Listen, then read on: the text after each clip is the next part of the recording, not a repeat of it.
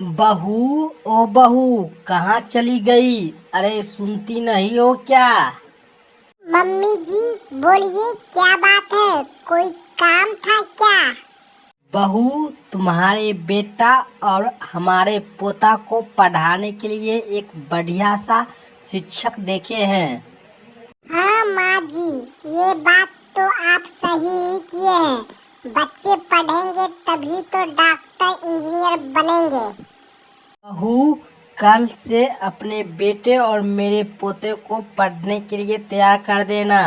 कल सर 7 से 8 बजे आएंगे पढ़ाने के लिए घर पर। अरे चिंटू बेटा, तुम तो बहुत पढ़ने में कमज़ोर हो। तुझे तो ABCD भी नहीं आता, हिंदी में ओ आ भी नहीं आता और मैथ में 1 2 3 की गिनती भी नहीं आता। हाँ टीचर साहब, मेरे घर में न तो मेरा पापा पढ़ा हुआ है, न तो मम्मी और न तो दादी। मुझे पढ़ाएगा कौन?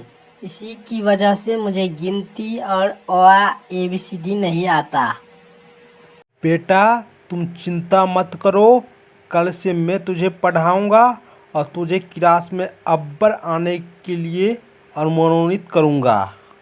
मास्टर साहब क्या करें, क्लास में मुझे कोई आगे बेंच पर बैठने ही नहीं देता। पीछे बेंच पर बैठता हूँ, न सर ध्यान देता है न कोई टीचर मुझ पर ध्यान देता है। मैं सीधे जाता हूँ और लौट कर चलाता हूँ। बेटा तुम टेंशन मत लो। तुम जिस कॉलेज में चाहे स्कूल में पढ़ता हो, उसका मैं प्रिंसिपल हूँ। और कौन सा तुम्हें ध्यान नहीं दे रहा है, तुम मुझे उनका नाम कहकर बता देना। मैं उनका क्लास कल से लूँगा।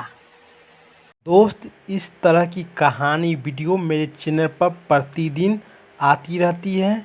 कहानी अच्छी लगी हो तो चैनल को लाइक, सब्सक्राइब और शेयर करें। धन्यवाद। ये कहानी कैसी लगी कमेंट में बताएं।